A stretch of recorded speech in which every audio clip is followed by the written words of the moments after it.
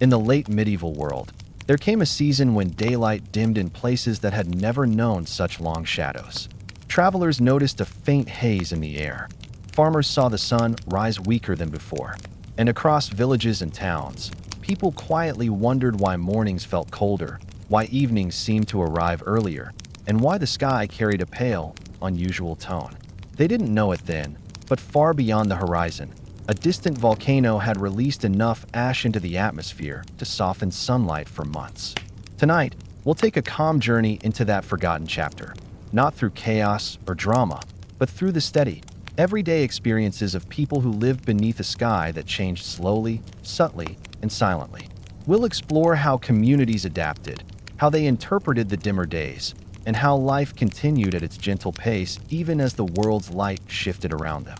Before we begin, if these peaceful stories from history help you relax or fall asleep, don't forget to like the video and subscribe. It really helps this channel grow. And tell me in the comments, if the sky suddenly became dimmer where you live, what would be the first small change you'd notice in your daily routine? I'm always curious to see your thoughts. Now settle in, get comfortable, and let's drift back to a time when the sky itself softened and medieval life adjusted in quiet, remarkable ways. People living in the medieval world were deeply familiar with the rhythm of natural light. Without clocks or modern lighting, they relied on the color of the sky, the length of shadows, and the brightness of morning air to measure their days. So when the first small shifts began, faint enough to overlook at first, but steady enough to notice after weeks, communities sensed something different long before they understood its scale. It began quietly, in the kind of changes that required no explanations, only observation.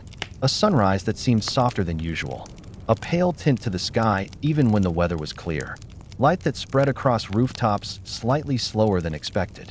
These were the earliest hints of a distant volcanic eruption whose ash had begun drifting across the atmosphere, settling high above the world where no one could see it, but everyone could feel its effect. For most people, the first signs appeared during morning routines. Farmers stepping outside before dawn found that daylight took a little longer to appear. The soft glow that usually brightened the horizon seemed muted. It wasn't darker in a dramatic sense, just less vivid. Where sunlight once had a warm, dependable presence, it now filtered through a faint haze that no one could quite describe. Some thought it was simply an extended spell of calm weather. Others assumed distant forests or unseen fields were producing unusual amounts of dust. But the shift persisted through weeks, gradually becoming part of daily mornings. Inside homes, people noticed that rooms remained dim for a few extra moments after sunrise. Curtains or shutters that usually made small patterns of light on the floor produced softer shapes. Objects took longer to reveal their usual colors. But life continued with its ordinary rhythm. Bread making began at the same time. Livestock stirred as they always had. Markets prepared for the day ahead. Only the older residents, who paid the closest attention to cycles of light and season, commented on the difference, saying quietly that the sky felt less awake in the mornings.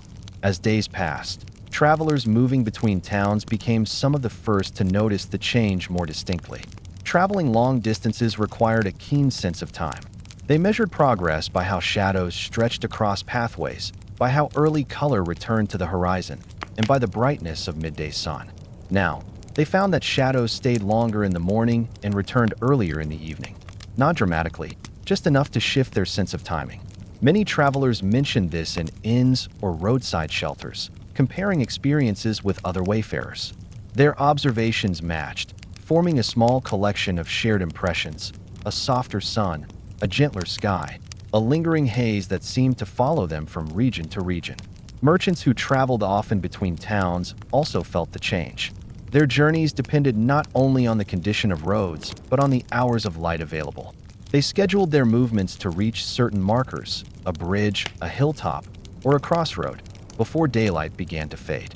Now, these schedules required adjustment.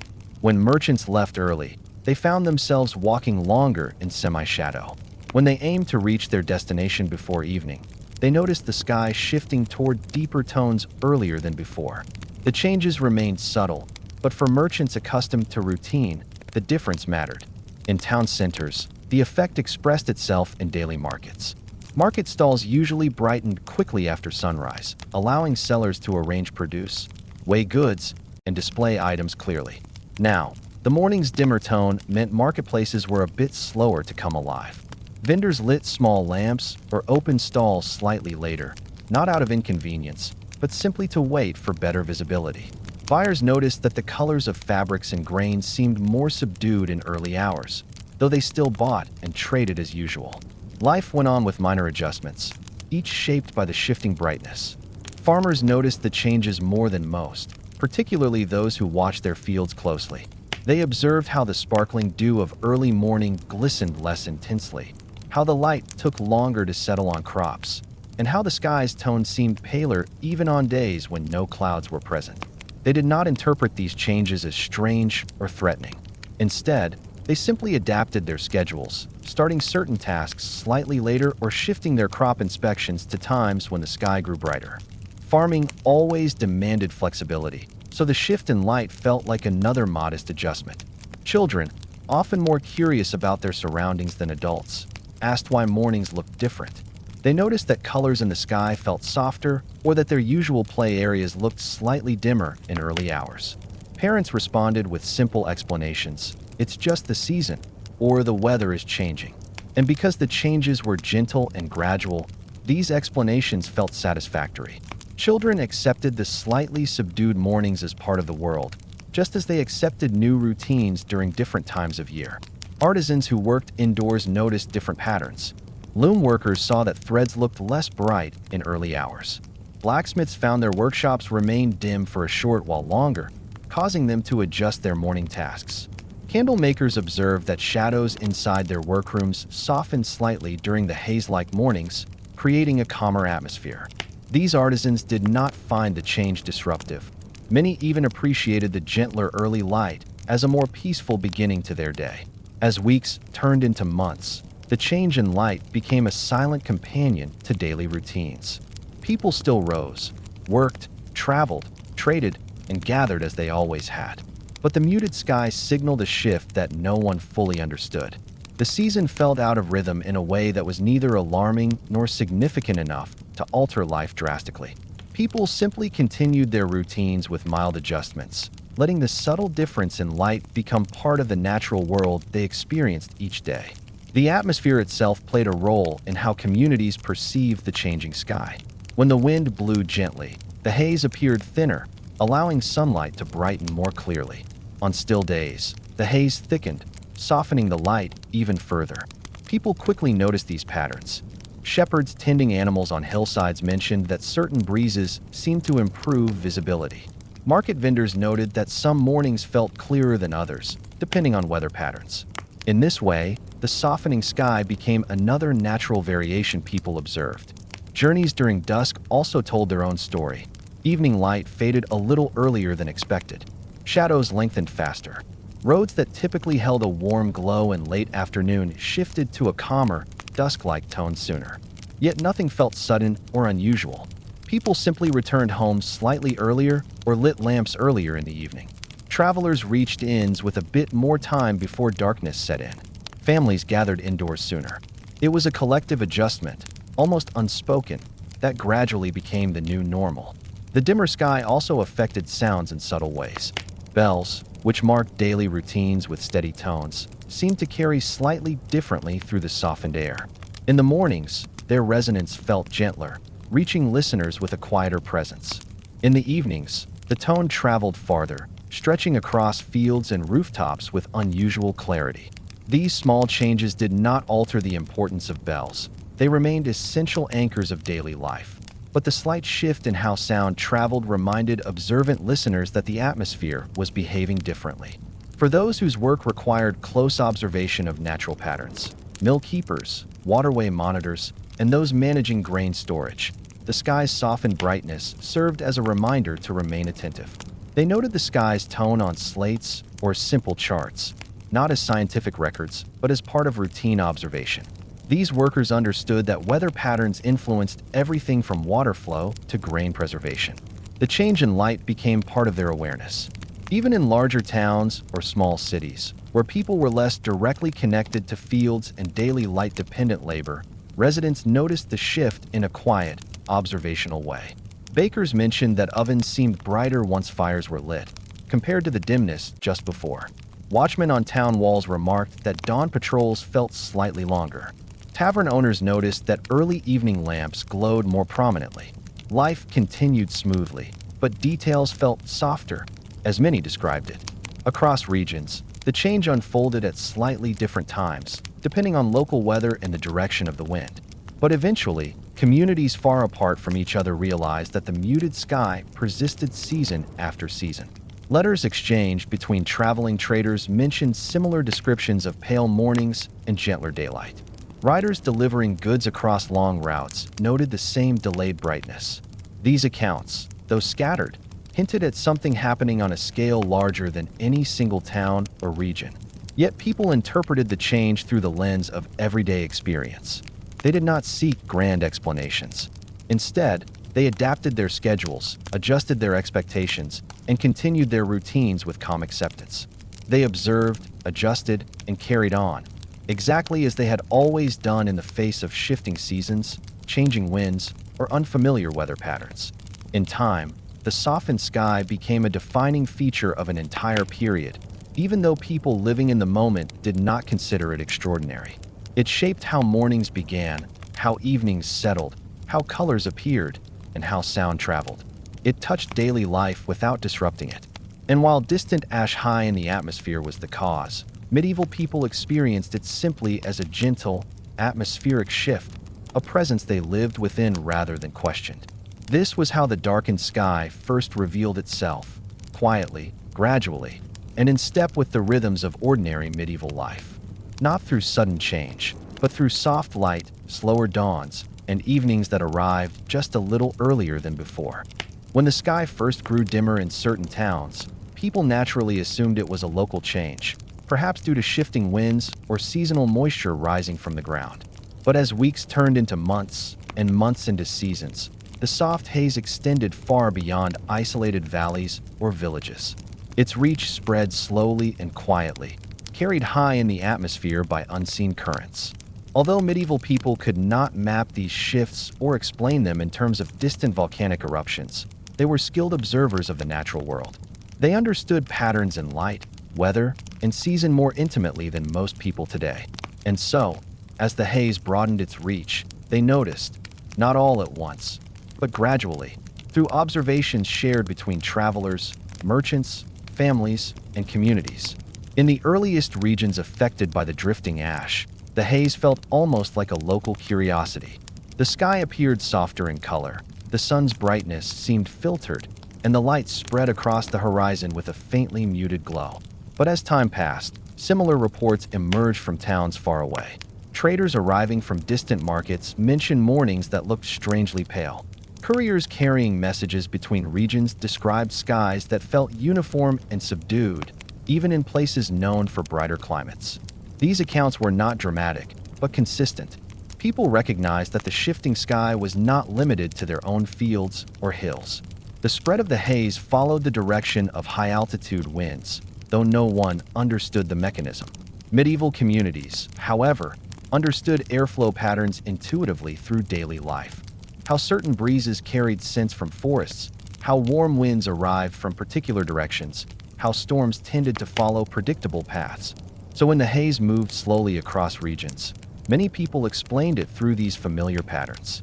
They said it must be the wind carrying fine dust from distant lands, or that the sky was resting heavier during that season. These interpretations, though simple, reflected a practical understanding of how the atmosphere could change subtly across broad areas. Early accounts from shepherds and highlands provided some of the clearest descriptions of the spread. Often working on elevated slopes, they had a wider view of the horizon than most townspeople. Shepherds noticed that distant hills appeared slightly blurred in the morning, and that the line between earth and sky softened during midday. They saw that even on clear days, the sky lacked its usual sharpness. They shared these observations with traders passing through, who carried the stories to nearby towns. These accounts were often exchanged casually, part of the natural flow of information shared between people who lived close to the land. As the haze extended farther, river travelers became key observers. Boatmen and ferrymen who guided vessels along long waterways noticed that reflections on the water surface looked different. Instead of the crisp, mirror-like shine they expected at dawn, the water carried a faint, milky tone. Shadows from trees and bridges softened noticeably earlier in the evening. Because river routes connected distant settlements, these boatmen carried their observations farther than most. They spoke with merchants at river docks, with mill keepers near water wheels, and with inland traders who relied on river transport for goods. Over time, a shared understanding formed. The sky had changed in many places, not just isolated ones. One interesting aspect of the Haze's spread was how it interacted with different landscapes. In dense forests, the softened sunlight created cooler mornings that lingered longer beneath the canopy. Leaves glowed with a gentler color, and forest paths remained dim even after sunrise. Hunters, woodcutters, and gatherers who worked in these forests noticed that the usual morning brightness took longer to penetrate the trees. They adjusted their schedules accordingly, starting tasks later in the morning or carrying small lamps when passing through thick underbrush. In open farmlands, the effect appeared as a pale film of light that stretched across wide horizons. Farmers saw the haze most clearly when tending fields or walking between plots of land. They observed how fields appeared flatter under the subdued sky, how distant barns looked slightly less defined, and how the sun's position was harder to judge by brightness alone. Some farmers even began marking morning and evening tasks by sound rather than sight, relying more heavily on bells or livestock movement to measure the day. In coastal regions, the haze produced a distinctive look over the sea. Fishermen leaving shore noticed that the horizon looked closer than usual, as though the merging line between sky and water had softened. They relied on familiar landmarks, cliffs, harbors, rocky outcrops, to navigate in early morning, since distant markers were less visible. Yet they did not find the change troubling. Fishermen had always dealt with shifting conditions, and this new haze simply became another atmospheric variation they learned to work with. As the haze continued spreading across even wider regions, towns began hearing travelers speak of identical changes many days' journeys away. A merchant from a far-off market might comment that his home village also experienced slower dawns. A traveler from the north might mention that summer evenings became dim earlier. A caravan passing through on its way to trade fairs might note that distant lands shared the same gentle haze. These scattered observations slowly formed a loose understanding. The sky had shifted over an unusually broad area. Despite the growing number of reports, reactions remained calm. Medieval life depended on adapting to natural changes: colder winters, warmer summers, unexpected rainfall, or unusually long dry spells. Compared to these, a dimmer sky felt mild and manageable. People adapted gradually without alarm. They adjusted work hours, modified travel routines, and carried on. The haze's spread was too slow and too gentle to provoke fear. Instead, it felt like a drawn-out season that stretched longer than expected. Craftsmen who depended on natural light noticed the haze's spread as well. Loom workers from distant towns described how colors looked slightly different on fabric in early morning, not just in their own workshops, but in those they visited during trade. Woodworkers noticed shadows behaved similarly across regions. Potter workshops that relied on sunlight to judge clay dryness observed that drying times had lengthened slightly in multiple towns. These shared observations helped craftsmen realize the haze was widespread, not the result of local conditions. As the haze reached mountain villages, residents living at high altitudes had clearer views of the sky and often saw the haze from above. They observed that the sky carried a thin veil that did not move quickly or dissipate easily. On days with strong wind through mountain passes, the haze thinned slightly, but it always returned. These villagers became some of the first to describe the haze not as something rising from the ground, but as something settling from above. People living near lakes noticed that evening reflections grew dimmer earlier. People in open meadows noticed that insects moved differently during late afternoon, responding to the subtly cooler light. People living in stone-built towns observed that buildings appeared slightly more subdued at midday. The haze spread quietly, without dramatic shifts in weather, without storms or sudden darkness. Instead, it extended through entire regions like a long, gentle breath settling from above. Because it did not disrupt daily routines sharply, people accepted it slowly, integrating it into descriptions of their life that season. One of the most interesting aspects of the haze's expansion was how its presence began to feel familiar.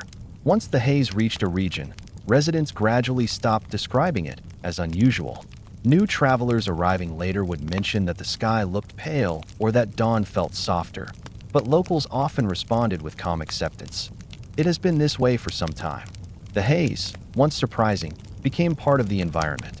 People lived within it, adapting without hesitation, as medieval communities had always done with the world around them. By the time the haze covered much of the known world, it no longer felt like a temporary shift.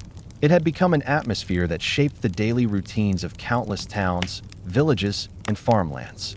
From shepherds on hillsides to merchants crossing long distances, from river travelers to fishermen, from artisans to families rising early each morning.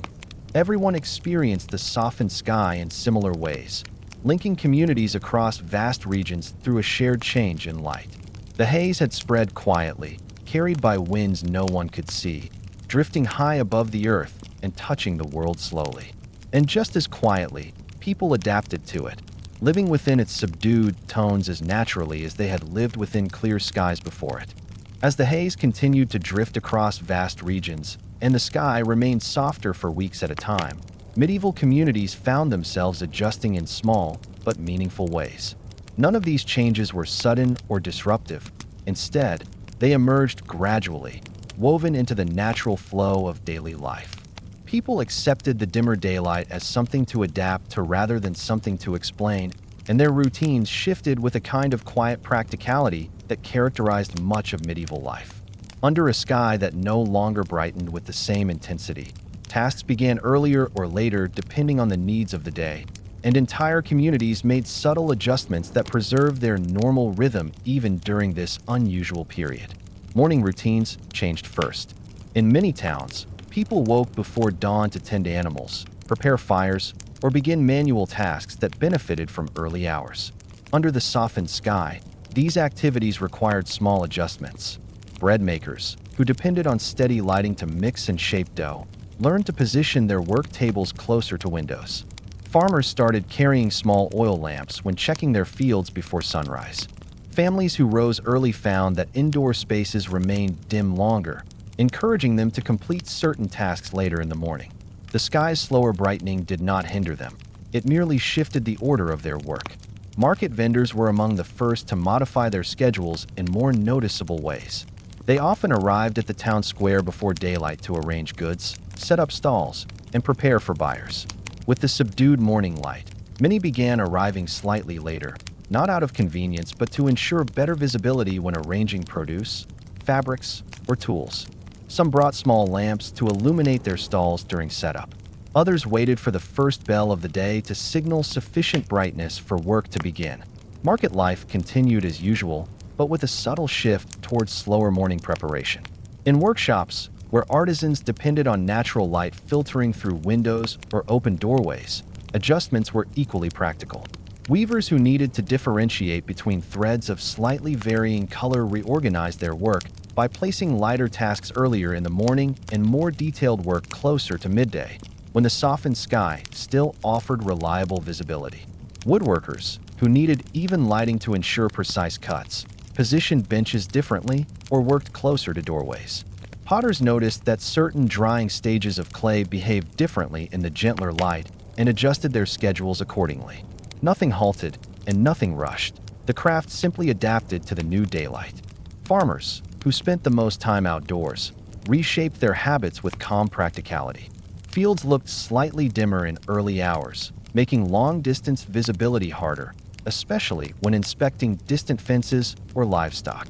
To compensate, many began their day by working closer to home, tending garden patches or storage areas first. Once the sun rose higher, they moved toward fields farther away. For farmers, who were already accustomed to shifting their work around weather conditions, this adjustment felt natural.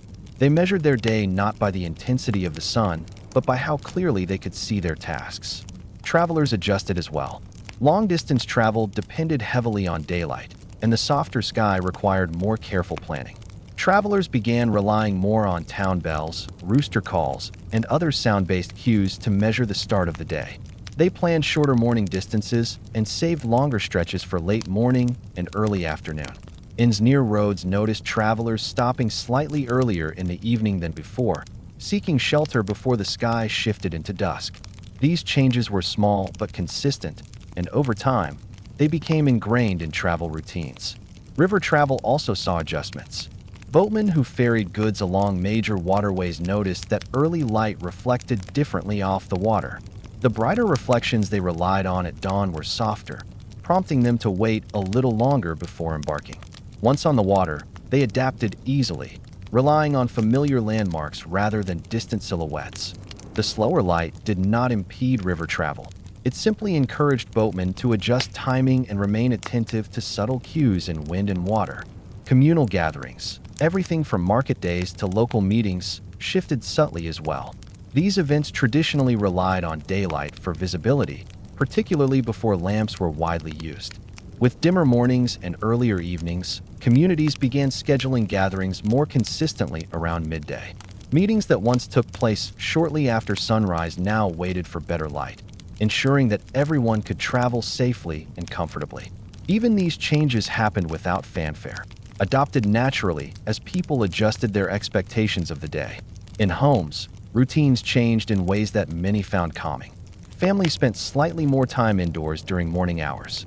Household tasks such as cleaning, laundry preparation, or food organization were done later.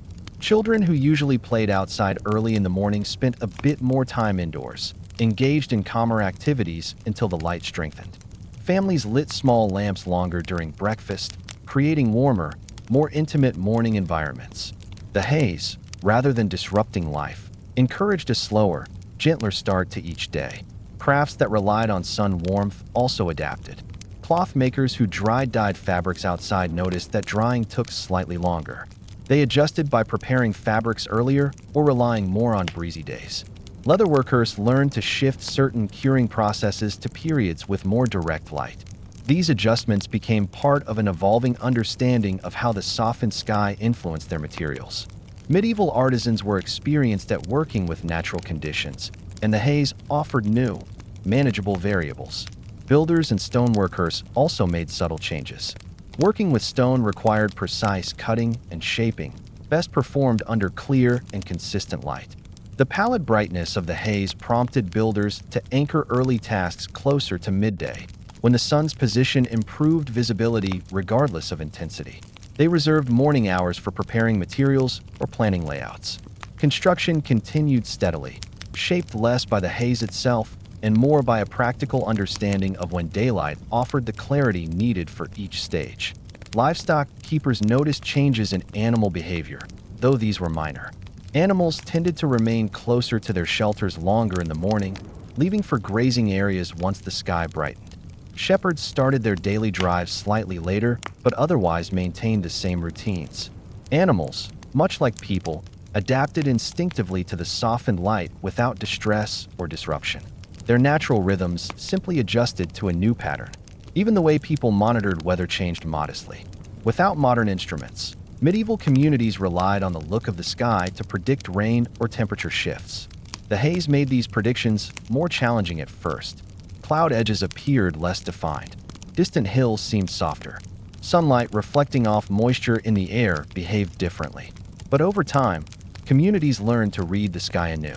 They adapted by focusing on other signs: wind patterns, air temperature, the behavior of birds, or the scent carried by breezes.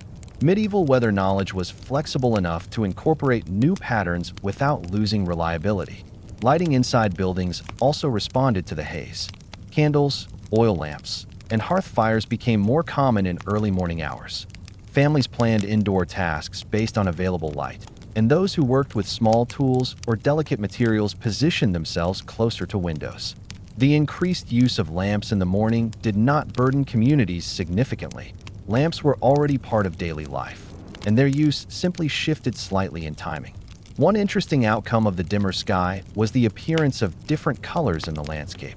People began noticing that sunsets carried a broader range of pale tones, often stretching farther across the horizon.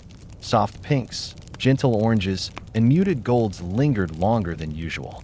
While medieval people did not attempt to explain these changes scientifically, they appreciated them as variations of the natural world. Conversations occasionally touched on the unique beauty of these evenings, though such comments remained simple and practical. In this way, the dimmer sky became fully integrated into medieval life. Communities did not treat it as extraordinary or threatening. They responded with measured adaptability, reshaping routines in harmony with their environment. The haze created a new kind of day, one defined by gentle light, slightly shifted schedules, and a calm sense of continuity. In fact, many found the softened sunlight pleasant. Work seemed less harsh without the brightness of full sun. Traveling became more comfortable. Indoor tasks felt cozier during extended morning dimness.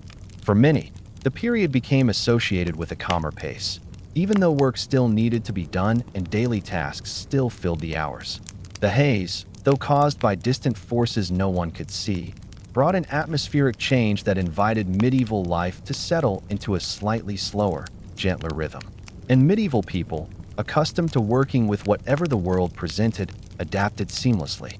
No panic, no dramatic reactions, just steady adjustment and the quiet continuation of habits shaped by the world around them. As the haze settled more firmly across entire regions, one of the most noticeable effects, though still quiet and subtle, was how the familiar seasons began to feel slightly different. Medieval people, whose understanding of time was deeply tied to the natural world, sensed these changes instinctively. Their lives were shaped by patterns of light and weather. The warmth of late spring, the long brightness of summer evenings, the crisp calmness of autumn mornings, and the steady chill of winter days.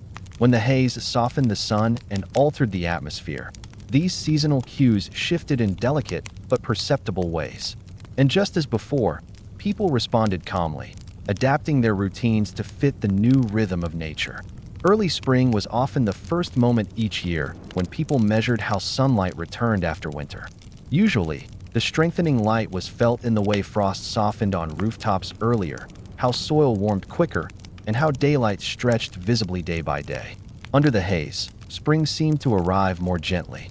Frost still melted, but the transition felt slower. Soil warmed, but at a more gradual pace that farmers noted with practical curiosity. Seed starting, which often depended on a clear sense of rising daylight, now relied more on soil temperature and compact observation.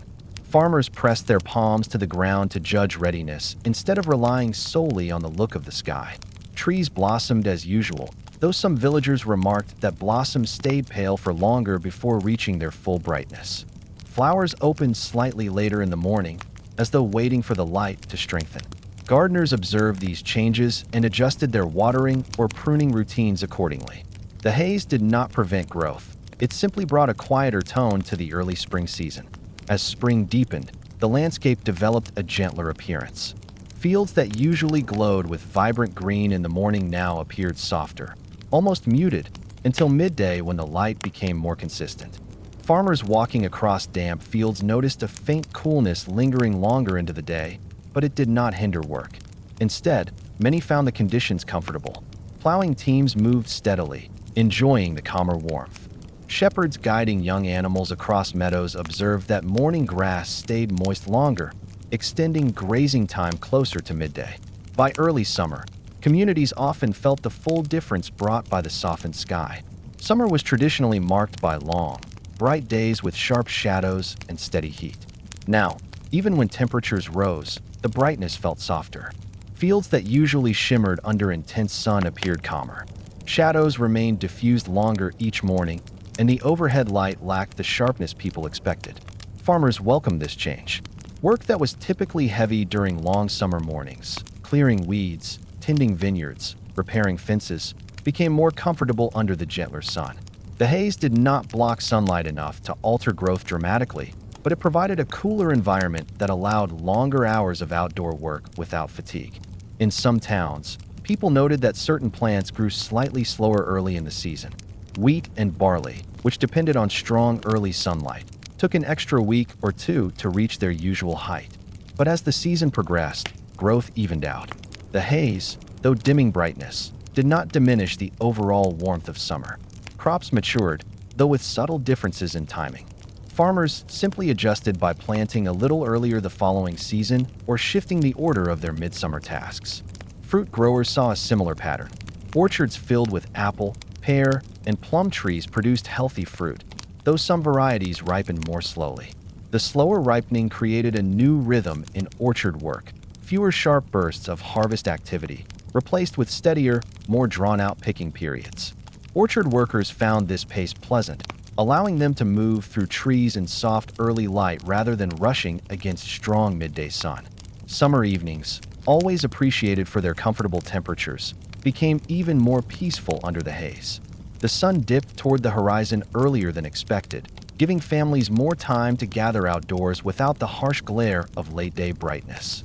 Children played in courtyards a bit longer before being called inside, taking advantage of cooler air and softer light.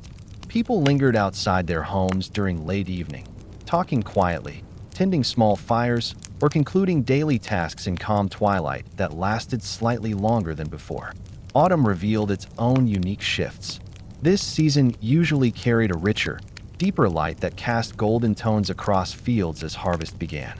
Under the haze, autumn colors softened further, giving landscapes a calm, muted beauty. Farmers harvesting grain noticed that the afternoon sun, which often felt strong in early autumn, now warmed more gently, making long hours in the field more bearable. The work remained demanding, but the softened sunlight created a steadier pace that many appreciated. Harvest timing itself remained mostly intact. Crops matured slightly later, but because the change had persisted for months, farmers anticipated it easily. Grain storage, vine pruning, and fruit gathering all continued with only minor adjustments. Millers noticed that grain arriving at their mills felt slightly cooler in the mornings, prompting them to wait a bit longer before grinding to ensure consistency. These small adaptations became part of the season's natural rhythm. In forested regions, autumn took on a distinctive appearance under the haze. Leaves changed color, but the muted sky made the transition feel more gradual. Bright reds and golds appeared softer, blending more smoothly with the landscape. Forest workers gathering timber or collecting nuts enjoyed the cooler days, which allowed longer work sessions without fatigue. Even hunters, who depended on clear visibility, found that the subdued light gave forests a calmer ambience, making early morning and late afternoon tasks more comfortable. Winter revealed perhaps the most noticeable shift in the dimmed sky, though not in disruptive ways. Winter days were already short and subdued, but the haze layered a faint softness over the cold months. Sunlight reflected differently off snow and frost. Instead of casting sharp brightness, it created a calm, almost silvery tone across rooftops and open fields. People walking to markets or workshops early in winter mornings found that the ground remained dim longer, but the light that eventually appeared felt unusually gentle. Indoor life during winter changed slightly too. Families lit lamps earlier and kept fires burning a bit longer in the morning. Workshops relying on daylight adjusted their schedules to take advantage of brighter midday hours. Weavers, metalworkers, and carpenters worked through winter with awareness of the shortened light, but they faced similar adjustments even in normal years. The haze simply deepened the existing pattern of winter: slower mornings, quicker shifts to evening routines, and longer periods spent indoors. Livestock keepers noted that animals responded naturally to the gentler winter light. Chickens began moving later in the morning. Cattle lingered in shelters longer before heading to fields. Shepherds adjusted their timing to match the behavior of their animals, finding that flocks preferred waiting for the brighter part of the day before grazing. These adjustments integrated seamlessly into winter routines. Throughout the full cycle of seasons, the dimmed sun shaped medieval life with quiet consistency. Instead of causing disruption, it encouraged subtle recalibration. Communities observed, adapted, and worked within the new atmosphere. They shifted schedules by minutes or hours rather than days. They changed the order of tasks rather than the tasks themselves. They allowed the softened seasons to set a gentler rhythm, one that slowed certain parts of life without preventing any essential activity. Medieval people were accustomed to variability in nature, and this extended haze became another natural condition to understand and incorporate. Over time, the new seasonal rhythm felt familiar. Children born during the haze knew no other type of morning light. Farmers who had worked the land for decades recognized the slight shift but grew comfortable with it. Artisans adjusted their work habits naturally. Travelers planned journeys with calm awareness. Communities lived through each season with steady acceptance. The haze did not darken medieval life dramatically, it simply softened it. Light became gentler, work became slightly more measured, and the seasons carried a quieter tone. These changes shaped life but did not define it. They blended into the background of everyday existence, forming an atmospheric chapter that medieval people experienced with remarkable patience and adaptability. When a natural phenomenon lingered long enough to become part of daily life, medieval communities did what they always did. They tried to describe the world using the tools they had: simple observation, collective experience, and a close relationship with land and sky. The haze that softened daylight for months, then years, naturally invited quiet discussion. People talked about it in marketplaces, while traveling, while tending livestock, or during evening gatherings. But because the change was gentle, uninterrupted by sudden events, communities responded with calm explanations drawn from their surroundings rather than dramatic guesses. They looked to the rhythms they understood: weather, wind, distant landscapes, and the natural cycles they had observed for generations.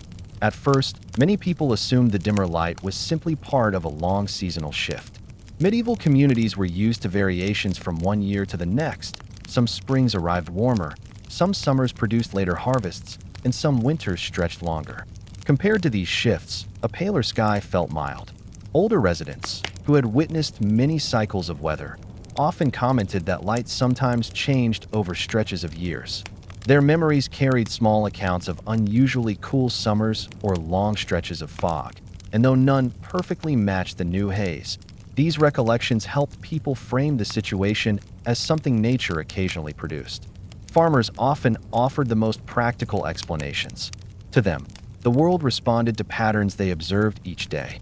If the light dimmed, they looked first to the air. They said the wind must be carrying dust from distant plains or dry soil from far-off regions.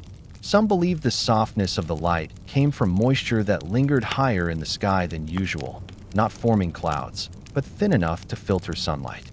Farmers trusted what they knew, that the world around them changed gradually, and that understanding came from watching those changes unfold over time.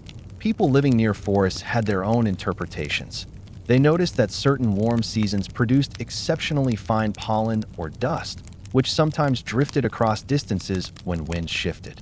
When the haze persisted, they suggested that distant forests must be shedding more dust or sending fine material higher than before. Though this was not the true cause, it made sense within the framework of their experience. They understood nature as a system that changed gradually, influenced by unseen forces, but always part of a larger pattern. Travelers who passed between regions sometimes offered broader explanations. They had seen valleys where dust rose easily, plains where soil turned powdery during long dry spells, and riverbanks where mist clung unusually high in the morning. To them, the haze resembled the lingering effect of faraway conditions, a dryness somewhere distant, or a wind pattern that carried fine particles across entire regions. They described scenes they had encountered elsewhere: distant hills that looked faded, rivers that reflected duller skies, or grasslands where dust rose in steady lines. These small recollections helped build the idea that the softened sky came from far beyond each town's immediate surroundings. River workers offered their own thoughts. They spent hours observing water, how it mirrored the sky and absorbed small changes in light. Many boatmen claimed that the haze must have come from the direction of large bodies of water or distant marshlands, where fine moisture rose and traveled farther than usual. They had watched river mist drift in unexpected directions before, so imagining a larger-scale version of that pattern felt natural.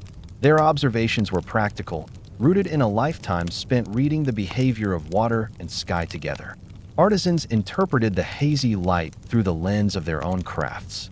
Weavers thought of fine fibers, the way tiny threads drifted into the air during spinning and settled slowly.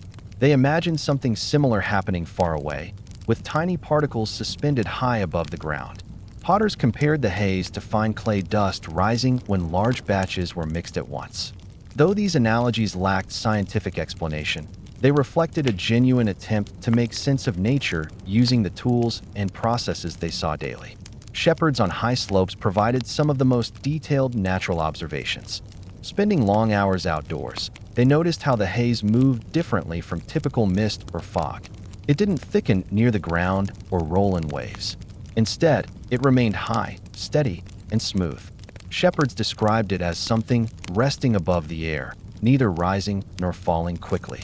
Their interpretation suggested that it belonged to the wider sky rather than the land itself. They observed how stars appeared slightly dimmer during clear nights and how sunsets lingered with softer colors. To them, the sky simply carried a new layer, something that had drifted into place and decided to stay for a while. Blacksmiths, who often monitored light carefully to judge the temperature of metal by color, had sharper perceptions of light than many others. They noticed earlier than most that the brightness of daylight was subtly altered. While the haze did not affect their work directly, their furnaces produced all the light they needed. They were among the first to comment that colors looked slightly different in early morning and late afternoon. Their explanations tended to be straightforward. The sky has changed its strength, they would say, meaning that the sunlight felt less intense, not weaker in heat, but gentler in color. As the haze persisted across seasons, people began forming small communities of understanding. Travelers noticed the same dimmer mornings hundreds of miles apart. Merchants described softened horizons in every town they visited. Letters carried by couriers contained similar descriptions across different regions. With each consistent account, the haze shifted from a local curiosity to something universally recognized. But even then, people did not seek a dramatic cause. Medieval understanding of the world was grounded in direct observation, not distant explanations. They believed nature offered clues for everything, even if those clues required time to interpret. Some explanations focused on the land. People observed that certain summers were cooler and that the soil warmed more slowly. They associated these shifts with the softer sky, thinking the land and the air were responding to one another. Others thought the haze signaled a long-term weather pattern, something that had happened before in distant memories, even if no one could recall details clearly. These interpretations were simple, calm, and grounded in everyday survival. They were not attempts to explain the world scientifically, but reflections of a practical mindset shaped by farming, travel, and close attention to the environment. One interesting interpretation came from communities living near mountains. They believed the haze must have come from far beyond their own horizon, perhaps from the meeting of winds or from an unseen disturbance in the atmosphere. They had often observed how smoke from small fires behaved differently at high altitudes, drifting far into the sky before thinning into barely visible streaks. Drawing from this, they imagined a similar but much larger phenomenon occurring somewhere they could not see. Though they had no knowledge of volcanic eruptions or global air currents, their guess carried a sense of scale that was remarkably close to the truth. In coastal areas, fishermen provided yet another perspective. They knew the sky with a precision refined by years on open water. They could detect subtle shifts in wind direction, humidity, and visibility better than many travelers on land. When the haze persisted, they explained it as something traveling from across the great water, imagining a distant land whose conditions had changed and sent fine material drifting across the sea. Their understanding blended observation with imagination, shaped by countless mornings watching the horizon. Throughout all these interpretations, one consistent theme remained: calm acceptance. Medieval communities rarely tried to isolate a single cause for natural changes. They saw the world as interconnected: air, land, water, wind, light, all working together in ways that unfolded gradually. If the sky softened, then nature was simply expressing itself through another of its countless patterns. People adjusted without fear, continuing their routines without expecting dramatic explanations. The discussions were thoughtful but grounded in experience. No one attempted to describe the haze as something unnatural. Instead, they looked to the world they knew: forests, rivers, mountains, open fields, distant winds. Their interpretations mirrored the way they approached life, through quiet observation, practical reasoning, and a deep respect for the rhythms around them. In these conversations, one sees the strength of medieval communities. Their understanding of nature was not scientific in the modern sense, but it was deeply attentive. They lived close to the world, noticing details modern people might miss. And when light changed across months and years, they responded with curiosity, patience, and quiet adaptation. The same qualities that allowed them to navigate every shift the natural world placed in their path. When the haze persisted long enough for communities to settle comfortably into its softened rhythm, one of the most noticeable patterns emerged in how people worked. Medieval life was deeply tied to the movement of sunlight. Before the widespread use of artificial lighting, daylight shaped everything, from the opening of markets to the departure of travelers, from artisans beginning their craft to families organizing their routines. As the sky dimmed and the brightest hours shrank slightly, the entire rhythm of work shifted in gentle, practical ways. No one treated the change as a disruption. Instead, medieval people wove the new pattern into their daily routines with the same patience and adaptability that defined their lives for generations. The most immediate change appeared in the length of shadows. Even when the sun rose fully, its light spread through the haze in wide, softened beams that lengthened shadows across cobblestone streets, fields, and workshop floors. These elongated shadows created a distinctive look in towns. Doorways appeared darker, corners of market stalls lingered in shade longer, and open squares brightened later in the day. People noticed the change, but they simply adjusted their movements through spaces that behaved a little differently under the slower, gentler sun. Artisans were among the first to adapt their work rhythms to the shifting light. Many crafts depended on clear visibility. Woodworkers needed to see the grain of timber precisely before making cuts. Tailors required consistent brightness to thread needles and match fabrics. Metalworkers relied on steady daylight to polish tools or shape fine details. Under the softened sky, these artisans began reorganizing their tasks. Morning hours were used for broader, less delicate work, sorting materials, preparing tools, heating furnaces, or laying out projects. The more detailed, light-dependent tasks were moved closer to midday, when daylight reached its clearest point. Inside workshops, benches were shifted slightly closer to windows or doors. Materials were repositioned so that light fell evenly across work surfaces. Tools were organized in new ways to accommodate longer morning dimness. None of these changes required major adjustments, simply thoughtful rearrangement that allowed artisans to continue their craft smoothly despite the softened daylight. Travelers experienced a more noticeable shift in their routines. Those who relied on long stretches of daylight to move between towns adjusted their departure times. Instead of setting out at first light, many now waited until the sky brightened enough to reveal distant markers clearly, a tree line, a hill crest, or a stone bridge. Early morning travel became quieter. Roads that once filled quickly with carts, pack animals, and foot travelers now saw more movement a little later. Evening travel shifted similarly. With the haze causing dusk to arrive a bit earlier, travelers stopped more frequently at roadside inns or small rest stations sooner than before. Inns near main routes began preparing fires and meals slightly earlier to accommodate these changes. Stable hands grew accustomed to tending animals before full darkness. These adjustments created a smoother, more predictable travel pattern across regions. Travelers learned to measure their distances by the feel of the sky rather than the clock-like consistency of sunrise and sunset. Market towns experienced subtle but widespread shifts in their daily rhythm. Early morning trade slowed slightly as vendors waited for enough daylight to display their goods properly. Produce sellers arranged fruits and vegetables under softer morning shadows.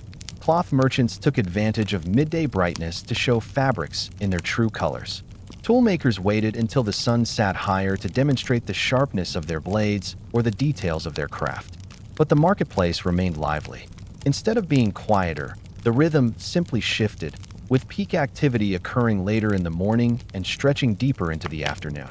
For blacksmiths and metalworkers, the haze presented new working conditions that required careful observation. While furnaces provided enough light for forging, the visibility needed for finishing work, sharpening, polishing, shaping small components, relied heavily on natural illumination. These craftsmen adapted by planning their work in long cycles. They used early morning for heating and shaping, saving the precise finishing for midday. This thoughtful division of labor allowed them to continue producing tools and hardware without delay. Many even preferred the cooler mornings under the haze. finding that furnaces felt more manageable without the harsh glare of direct sunlight. In rural areas, farmers adjusted their schedules more naturally. Farming had always required responsiveness to natural cycles, and the softened sky simply encouraged shifts that farmers embraced with calm practicality. They began the day with indoor or shaded tasks: grain cleaning, tool repair, tending livestock, waiting for the brighter part of the morning to move into fields. Once there, they found the dimmer sunlight more comfortable for long stretches of work. In harvesting seasons, workers appreciated the way the softer light reduced heat, allowing longer hours outdoors without fatigue. These conditions encouraged a steady, measured pace rather than rushed morning exertion. Shepherds guiding flocks across open meadows noticed that animals responded to the softened light by moving more slowly in early hours. Without the sharp brightness that usually signaled the start of grazing, sheep and goats tended to linger near shelters or shaded areas longer. Shepherds adapted their timing, allowing flocks to begin moving later and guiding them toward grazing areas once the sky brightened. The haze did not alter grazing patterns dramatically. It simply added a gentler start to each day's routine. In ports and coastal towns, the dimmer sky affected fishermen and ship crews in distinct ways. At sea, where visibility was crucial for navigation, early morning departures grew less common. Fishermen waited for the horizon to appear clearly before setting sail. Boat crews relied more on familiar landmarks and the color of the water's surface. Harbors became busiest slightly later in the morning, when the haze lifted enough to reveal safe sailing routes. These communities, accustomed to shifting tides and unpredictable weather, embraced the new rhythm with the same flexibility they applied to all maritime conditions.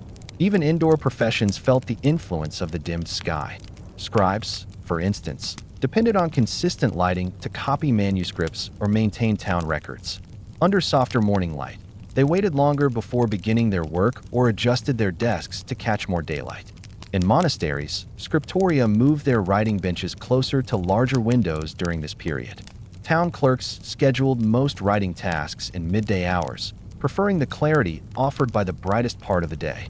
Lamps supplemented their work when needed, but because lamp oil was valuable, communities preferred to rely on daylight whenever possible. The haze simply shifted when that daylight felt sufficient. Public spaces, too, saw changes in usage patterns. Town squares, which usually began filling shortly after sunrise, took longer to reach full activity. By midday, however, squares were as lively as ever, perhaps more so, since the softened midday light encouraged people to linger outdoors longer. Children played in these open spaces with the same enthusiasm, though their games began slightly later in the morning. Families strolled through markets or streets without the fatigue caused by harsh summer brightness. Watchtowers and guard posts adjusted their routines as well. Early morning watch shifts, which once relied on crisp dawn visibility, now depended more on listening than sight. Guards learned to attune themselves more keenly to distant sounds: footfalls, cart wheels, animals moving along paths. As daylight grew stronger, their visual range improved, and routines returned to normal. These shifts did not undermine safety. Medieval guards were already skilled in adapting to darkness, fog, and weather changes. The haze simply required a mild recalibration of how they measured their environment. One of the most interesting adaptations occurred in the rhythm of community gatherings. Meetings, festivals, and social events began shifting closer to midday or early afternoon. People preferred to gather when light was brightest, ensuring comfortable travel and visibility. Even simple activities, like small group discussions outside workshops or evening strolls, adapted naturally to the slightly altered daylight. Community life did not diminish. It simply rearranged itself according to the new atmosphere. Throughout all these adjustments, what stood out most was how smoothly medieval communities adapted. No one expected the sky to remain the same year after year. They had lived through unpredictable seasons, years of generous harvests followed by lean ones, and countless natural shifts that demanded flexibility. The dimmer light became another gentle variation in the ongoing partnership between humans and the natural world. Rather than resisting it, medieval people absorbed it into their routines, allowing the world around them to guide the arrangement of their day. The softened sky encouraged a slower morning pace, steadier midday work, calmer evenings, and slight shifts in how people moved through streets, fields, and waterways. Yet nothing essential changed. Work continued, conversations flourished, travel persisted, markets thrived, and the rhythm of medieval life carried on with quiet resilience. Under the dimmed sun, people found new ways to pace their efforts, not because they were forced to, but because they understood that nature shaped their time as surely as their tasks shaped their day. The haze lasted long enough that these new rhythms became familiar. Children who grew up during this period remembered the softer light as simply the way mornings looked. Travelers adjusted their expectations automatically. Farmers adapted their planting intuitively. And as months passed, communities lived comfortably within this altered world, demonstrating once again the quiet strength of medieval adaptation. As the haze continued to stretch across entire regions, people began to notice not only changes in light, but deeper atmospheric differences that slowly shaped how they experienced the world. Medieval communities did not analyze the sky scientifically, but they were attentive to every detail of their environment. Their livelihoods depended on reading the land and weather with remarkable precision. Over time, they recognized that the dimmer sky brought subtle but profound shifts in sound, color, temperature, and even the feeling of walking through open landscapes.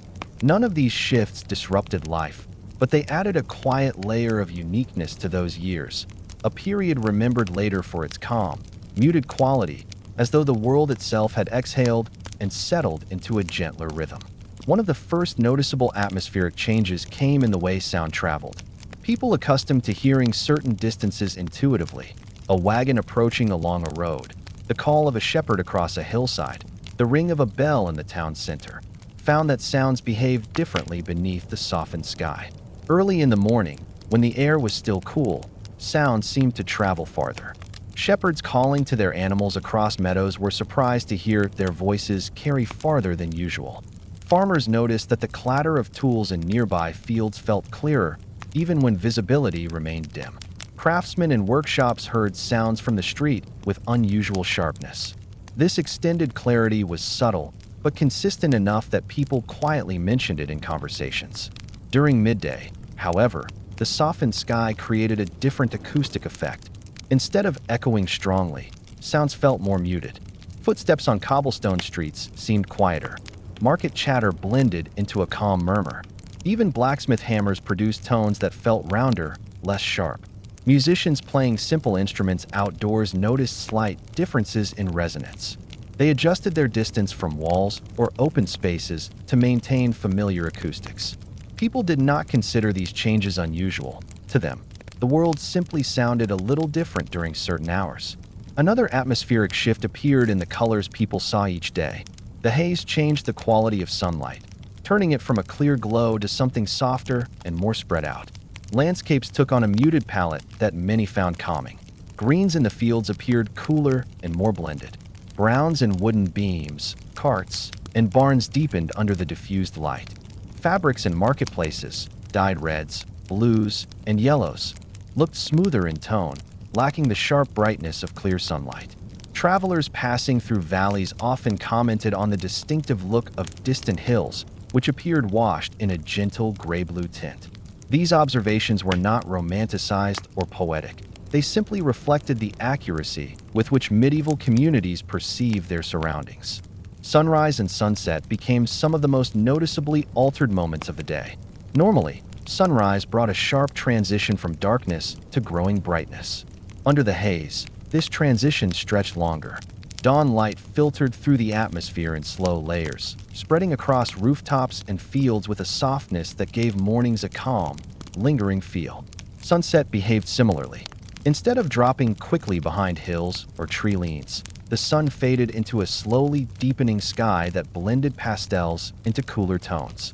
These drawn-out transitions made dusk feel longer, encouraging families and communities to conclude their day at a gentler pace.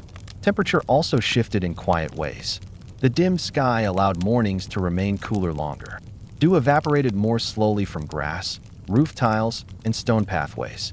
Farm animals left their shelters later, sensing that the warmth they anticipated had not yet arrived. People starting their morning routines wrapped themselves in cloaks for a few extra moments or kept fires burning until daylight strengthened.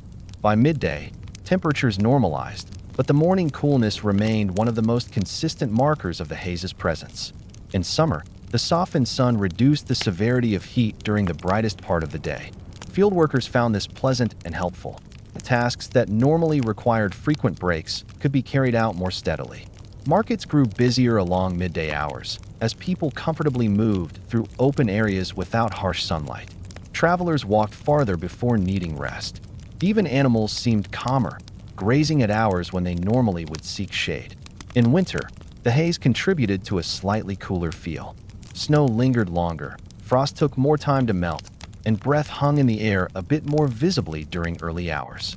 While the dimmer light made winter mornings feel thicker and slower, people adapted with their usual seasonal routines, tending fires earlier, lighting lamps sooner, and organizing their tasks around the brightest part of the day.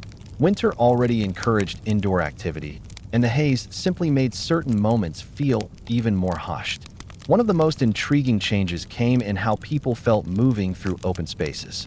The haze created an atmosphere that softened edges and distances. Hills appeared closer, yet less defined.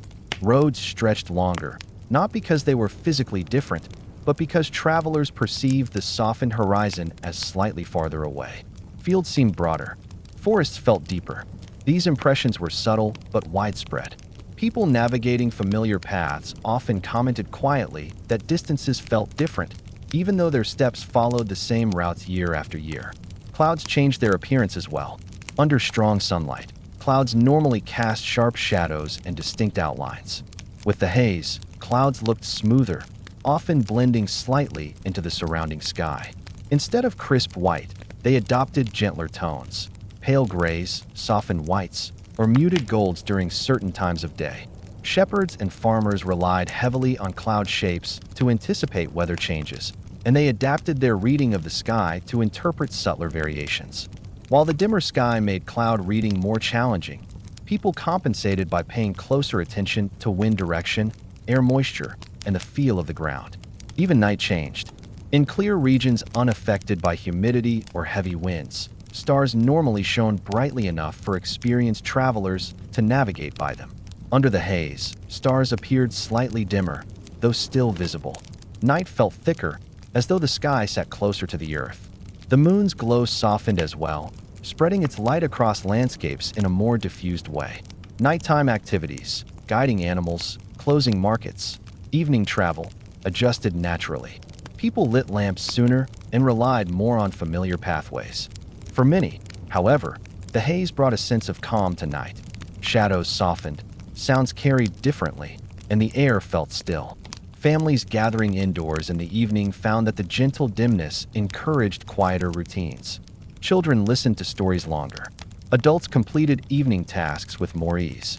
Inns along travel routes created cozy atmospheres earlier each night. The haze changed the character of evenings without altering their purpose. The atmosphere also affected how people rested. Sleep patterns naturally aligned with the slower light transitions. Early mornings no longer brought bright beams to wake families quickly. People woke more gradually, following the soft cues of dawn rather than the sharp intrusion of sudden brightness. This unhurried start to the day shaped the overall pace of communities. Calmer mornings, smoother transitions into work, and more relaxed evening routines. The haze also influenced how people planned the timing of communal activities. Events such as town meetings, markets, fairs, or cooperative farming tasks were scheduled to align with the brightest part of each day. Bells, which had long served as indicators of time, gained even greater importance as they became reliable markers in a world where sunlight no longer delivered precise cues. Communities trusted their bells to signal morning, midday, and evening, allowing daily organization to continue seamlessly. One of the most lasting impressions of the haze was the way it softened daily movement. People walked more slowly in morning dimness. Travelers advanced more steadily during the cooler midday. Children played under gentler light, which made outdoor activities more comfortable. Work rhythms took on a calmer pace, not because people relaxed their efforts, but because the environment invited consistency rather than rush. Across all these changes, the defining feature remained the same: quiet adaptation. Medieval people did not seek dramatic explanations for the shifting atmosphere. They did not attempt to control or counteract it. Instead, they listened to the world around them, sensed the small variations, and shaped their routines accordingly. The dimmer sky became a partner in daily life, not a disruption, a subtle force that altered color, sound, temperature, and the feeling of moving through familiar spaces. And as the haze persisted through season after season, medieval communities experienced a rare moment in history when the atmosphere itself offered a new rhythm, softer, cooler, calmer, and they embraced it with the same steady resilience that defined their approach to every natural shift.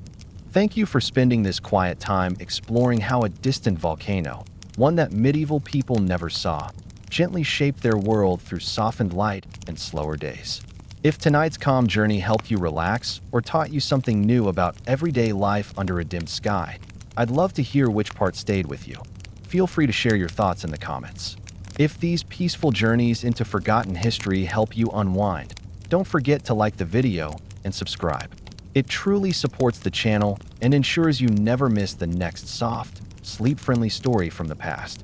Rest well, and I'll see you in the next quiet chapter of history.